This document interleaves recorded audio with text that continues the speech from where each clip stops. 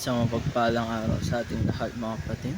Ako muli si Adrian Bernales ng Batch 3 at ito ang aking daily devotion.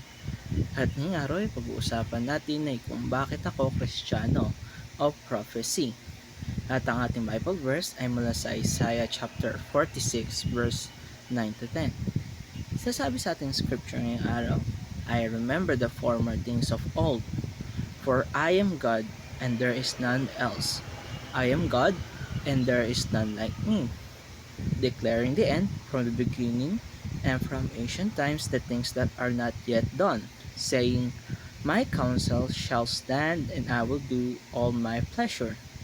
Kaya mga kapatid, mula sa unang pahina ng Genesis hanggang sa huling pahina ng Revelation ay makikita natin ang isang malinaw na kwento ng Diyos, creation, fall, redemption, at completion na pinatunayan na ng mga propesiya na natupad na. Nagsimula ang daloy ng Biblia sa paglikha ng mundo sa Genesis 1 mga kapatid. Pumasok ang kasalanan sa Genesis chapter 3 verse 15. Dumating ang tagapagligtas sa Isaiah chapter 53. At magtatagumpay ang kanyang kaharian sa Daniel chapter 2 verse 44 at Revelation chapter 31.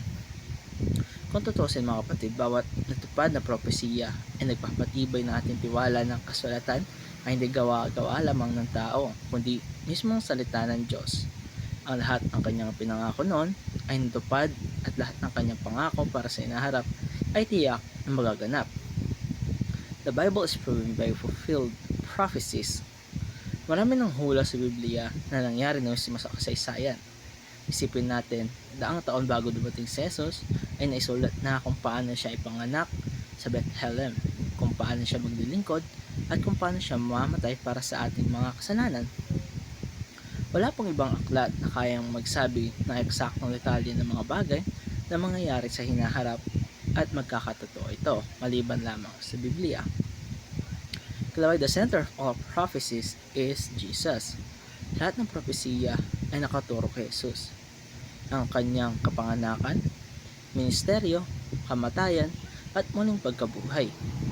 Ibig sabihin nito, kung gusto natin maintindihan ang plano ng Diyos, kailangan natin tingnan si Jesus mga kapatid. Siya ang sentro ng lahat at siya rin ang dahilan kung bakit tayo may pag-asa. Tatloy, the future is sealed in the pages of the Bible. Hindi natin alam ang lahat na detalye ng naharap, pero alam natin ang ending, ang mananalong Diyos.